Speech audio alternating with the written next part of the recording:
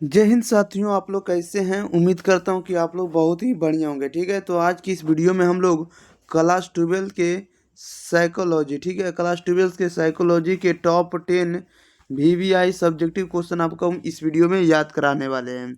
तो आप लोग इस वीडियो को शुरू से अंत तक देखिएगा और आपको जो भी आपको हम सब्जेक्टिव बताएंगे सभी आपको यहाँ से 2025 के बोर्ड परीक्षा में टकराने वाला है। तो आप लोग शुरू से अंत तक बने रहिएगा और प्रत्येक का आप लोग आंसर भी समझते चलिएगा कि क्या है और क्या इसमें हो सकता है। ठीक है, अपने मन से भी कोई जोड़ सकते हैं तो इसमें जोड़कर लिख सकते हैं। ठीक है, और अपना भी परिभाषा जो लिखे याद किए होंगे वो भी परिभाषा लिखेगा तो भी करेक्ट होगा। उनका भी आपको जितना नंबर का रहेगा उतना नंबर आप लोग को दिया जाएगा। आप लोग क्या करेंगे, एक बार वीडियो को आप लोग शेयर कर दिएगा अपने भाई बहन के पास, और चैनल को अगर सब्सक्राइब नहीं किए तो चैनल को सब्सक्राइब जरूर कर दिएगा। ओके, चलिए तो स्टार्ट करते हैं। क्वेश्चन नंबर देखिएगा फर्स्ट नंबर की ओर। कह रहा है कि अभिक्षमता के स्वरूप का वर्णन करें। अभिक्षमता के स्वरूप का वर्णन करें तो इसमें लिखिएगा किसी विशेष क्षेत्र की विशेष योग्यता को अभिक्षमता कहते हैं। किसी विशेष क्षेत्र की विशेष योग्यता को अभिक्षमता कहते हैं। अभिक्षमता विशेषताओं का एक ऐसा समायोजन है जो व्यक्ति द्वारा प्रशिक्षण के उपरांत किसी विशेष क्षेत्र का ज्ञान अथवा कौशल के अधीन क्षमता को प्रदर्शित करता है। अभी क्षमता के स्वरूप का वर्णन करें।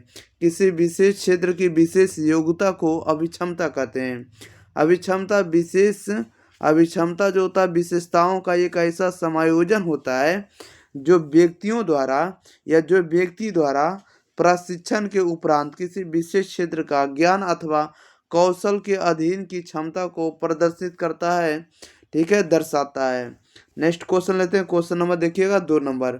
नेक्स्ट क्वेश्चन कह रहा है 2 नंबर में, कह रहा है बुद्धि क्या है, इसके स्वरूप का वर्णन करें। बुद्धि क्या है, इसके स्वरूप का वर्णन करें। लिखिएगा बुद्धि बुद्धि व्यक्तियों के मानसिक शक्तियों या क्षमताओं का वह समुच्चय जिससे वह उद्देश्यपूर्ण क्रिया, विवेकशील चिंतन तथा प्रभावशाली ढंग से समायोजन करता है। इससे स्पष्ट है कि बुद्धि में कोई एक तरह की क्षमता नहीं बल्कि कई तरह की क्षमताओं का समावेश होता है। उसे हम लोग क्या कहते हैं, बुद्धि कहते हैं। बुद्धि क्या है, तो बुद्धि व्यक्तियों के मानसिक शक्तियों या क्षमताओं का वह समुच्चय, वह सेट है जिससे वह उद्देश्यपूर्ण क्रिया, विवेकशील चिंतन तथा प्रभावशाली ढंग से समायोजन करता है। इससे स्पष्ट है कि बुद्धि में कोई एक तरह की क्षमता नहीं है बल्कि कई तरह की क्षमताओं का समावेश होता है। ओके, ये भी आपको याद हो गया होगा। क्वेश्चन नंबर देखिए 3rd नंबर में, कह रहा है कि निरीक्षण विधि के प्रमुख अवस्थाओं को लिखें। निरीक्षण विधि के प्रमुख अवस्थाओं को लिखें। लिखिएगा कि निरीक्षण विधि की 2 प्रमुख अवस्थाएं। निरीक्षण विधि के 2 प्रमुख अवस्थाएं। पहला नंबर आपका है कि प्रकृतिवादी प्रेक्षण। क्या है, प्रकृतिवादी प्रक्षेपण या प्रेक्षण। ओके, यह प्राथमिक तरीका, यह क्या है, तो यह प्राथमिक तरीका होता है जिससे हम देखते हैं कि लोग विभिन्न स्थितियों में कैसे व्यवहार करते हैं। ओके, प्रकृतिवादी प्रेक्षण जो होता है यह प्राथमिक तरीका होता है या प्राइमरी मेथड होता है। ओके, जिससे हम देखते हैं कि लोग विभिन्न स्थितियों में कैसे व्यवहार करते हैं। और दूसरा जो होता है आपको सहभागी प्रेक्षण होता है। सहभागी प्रेक्षण, इसमें प्रेक्षक की प्रक्रिया में सक्रिय सदस्य के रूप में संलग्न होता है। इसके लिए वह उस स्थिति में स्वयं भी सम्मिलित हो सकता है जहाँ प्रेक्षण करना है। इस तकनीक का मानव शास्त्री बहुतायत से उपयोग करते हैं। सहभागी प्रेक्षण क्या है, इसमें प्रेक्षक की प्रक्रिया में सक्रिय सदस्य के रूप में संलग्न होता है। इसके लिए वह स्थिति में स्वयं भी सम्मिलित हो सकता है जहाँ प्रेक्षण करना है। इस तकनीक का मानव शास्त्री बहुतायत से उपयोग करते हैं। ओके, ये भी आप लोग का कंप्लीट हो गया। क्वेश्चन नंबर लेते हैं 4 नंबर। कह रहा है कि कूले के समूह विभाजन का वर्णन करें। कूले के समूह के विभाजन का वर्णन करें तो लिखिएगा कि कूले द्वारा दिया गया समूह विभाजन अधिक संतोषप्रद है। इन दोनों समूहों में निम्नलिखित अंतर पाया जाता है। पहला नंबर लिखिएगा कि प्राथमिक समूह का आकार छोटा होता है, जैसे परिवार।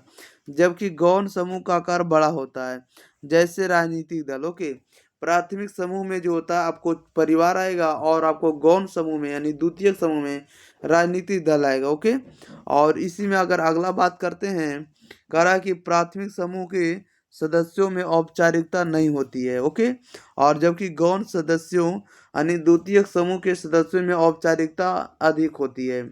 और साथ ही साथ नेक्स्ट नंबर में कह रहा है कि प्राथमिक समूह के सदस्यों के बीच घनिष्ठ पारस्परिक संबंध होता है, जबकि गौण समूह के सदस्यों के बीच घनिष्ठ पारस्परिक संबंध नहीं होता है। यानी द्वितीय समूह में जो होता है आपको संबंध रिलेशन नहीं होता है, घनिष्ठ संबंध नहीं होता है। ओके, ये बात को आपको याद रखना होगा।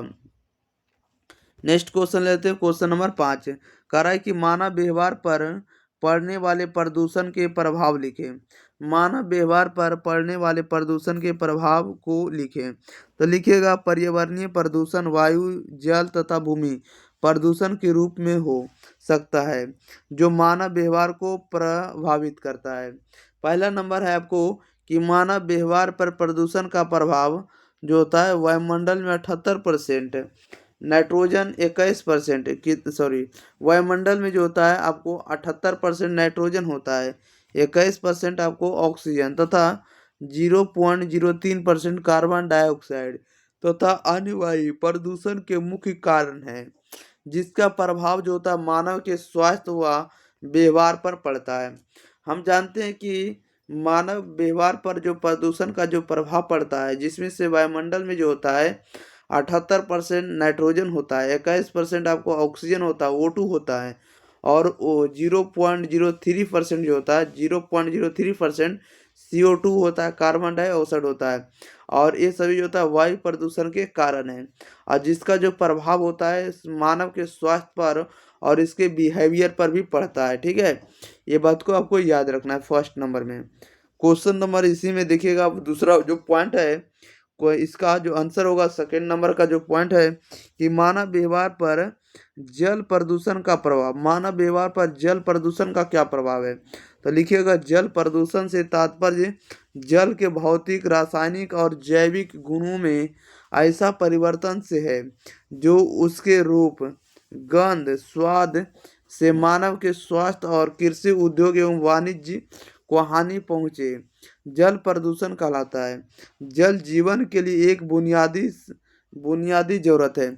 जल प्रदूषण से विभिन्न प्रकार के मानवीय रोग जैसे पीलिया, हैजा, टाइफाइड आदि फैलते हैं। यानी जल प्रदूषण होगा तो उसमें से मानव में कौन कौन से रोग हो जाएगा? पीलिया रोग हो जाएगा, हैजा रोग हो जाएगा, टाइफाइड हो जाएगा, ये सभी रोग फैलने लगेगा मानव में। ओके, ये बात को आपको याद रखना है। चलिए क्वेश्चन नंबर हम लोग 6 नंबर लेते हैं। कह रहा है कि अंतर समूह द्वंद्व के क्या कारण है? अंतर समूह द्वंद्व के क्या कारण है? तो अंतर समूह द्वंद्व के निम्नलिखित कारण है। पहला नंबर लिखिएगा कि किसी छोटे से छोटे विवाद को बढ़ा चढ़ाकर प्रस्तुत करना।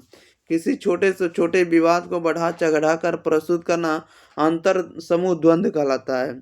और दूसरा है कि दोनों पक्षों में संप्रेषण का अभाव तथा दोषपूर्ण संप्रेषण कहलाता है। और थर्ड नंबर है कि पूर्व में किए गए किसी नुकसान का बदला लेने की भावना जो होती है ये भी द्वंद्व कहलाती है, अंतर समूह द्वंद्व कहलाएगी। और आपको पूर्वाग्रही प्रत्यक्ष जो होता है, पूर्वाग्रही प्रत्यक्ष या प्रत्यक्ष जो होता है ये भी आपको क्या होता है अंतर समूह द्वंद्व को दर्शाता है। और प्रत्यक्षित असमता जो होता है अंतर समूह को ही दर्शाता है। ये सभी जो आपको अंतर समूह को दर्शाने वाले हैं। क्वेश्चन नंबर देखिए 7 नंबर में कह रहा है कि सेवार्थी केंद्रित चिकित्सा को संक्षेप में बताएं। सेवार्थी केंद्रित चिकित्सा को संक्षेप में बताएं। तो लिखिएगा, कार्ल रोजर्स द्वारा प्रतिपादित इस चिकित्सा में स्व के संप्रदाय की अहम भूमिका है। सेवार्थी के अनुभवों के समक्ष उसके प्रति सहृदय होना, उनमें सुरक्षा की भावना उत्पन्न करना आदि महत्वपूर्ण बातें हैं, ताकि समाकलित होने में सहायक सिद्ध होती है। सेवार्थी केंद्रित चिकित्सा को आपको शॉर्ट में लिखना है। तो लिखिएगा, कार्ल रोजर्स द्वारा प्रतिपादित इस चिकित्सा में स्व के संप्रत्यय की अहम भूमिका है।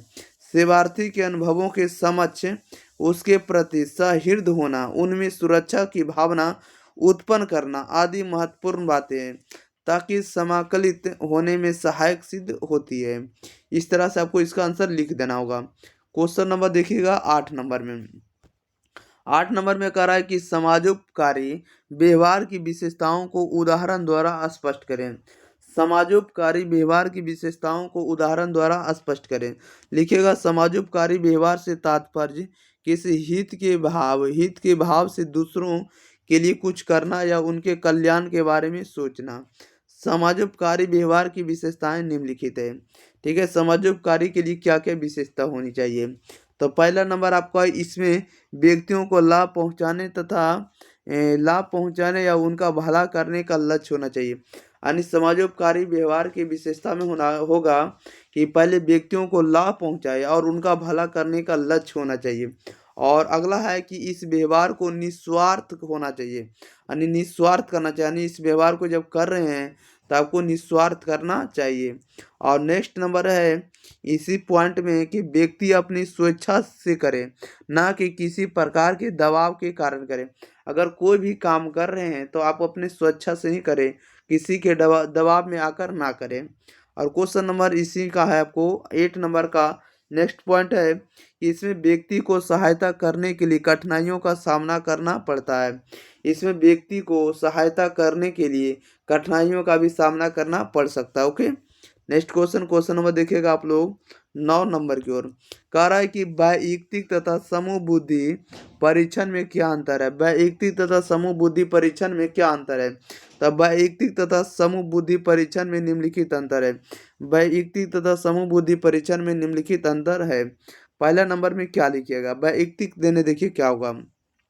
वैयक्तिक बुद्धि परीक्षण और इधर है आपके पास समूह बुद्धि परीक्षण। देखिए आपको डिवाइड हुआ है।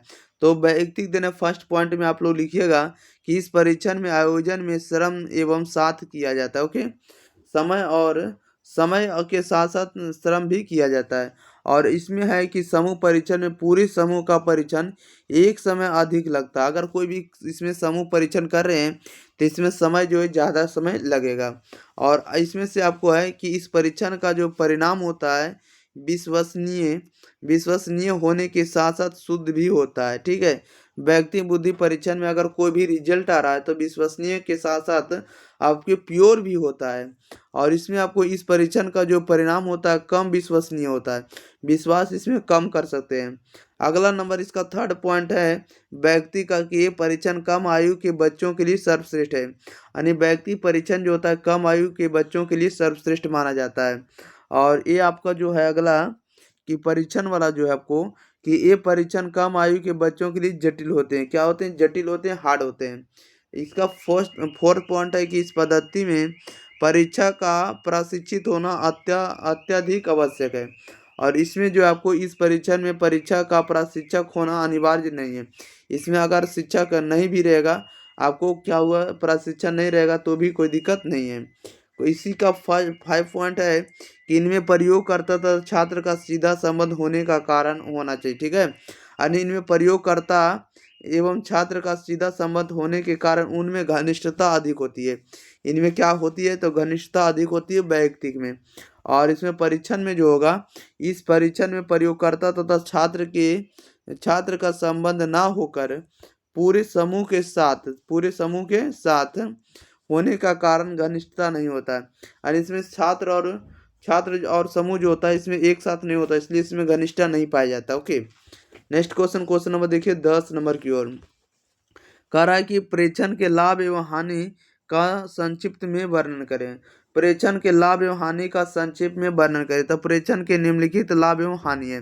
पहला, प्रेक्षण के माध्यम से प्रकृति या स्वाभाविक स्थिति में व्यवहार को देखने तथा उसका अध्ययन करने का अवसर प्राप्त होता है।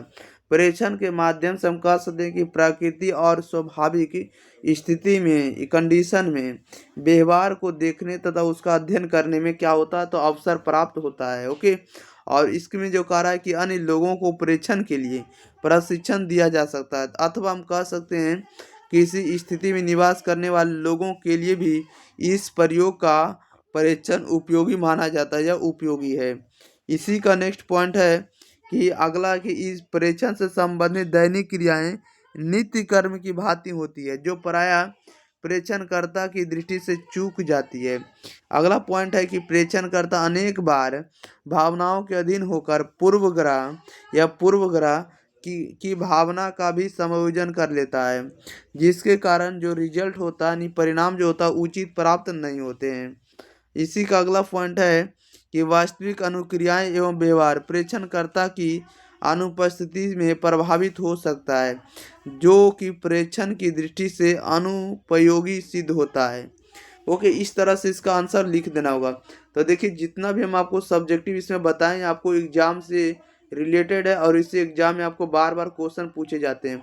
और साथ ही साथ जो भी आर्ट्स वाले स्टूडेंट होंगे वो एग्जाम पर चैनल को सब्सक्राइब भी कर लेंगे और क्लास 12 का आपको ऑल सब्जेक्ट का आपको ऑब्जेक्टिव और सब्जेक्टिव आपको अपलोड कर दिया था, जो कि आप लोग जाकर देख सकते हैं एग्जाम पर चैनल के वीडियो के डिस्क्रिप्शन और प्लेलिस्ट में आपको जाकर चेक कर लेना होगा। ठीक है, इससे बार आपको देखने को नहीं मिलेगा। चलिए, तो हम लोग मिलते हैं इसी के साथ अगली वीडियो के साथ। तब तक लिए thank you for watching this video. धन्यवाद।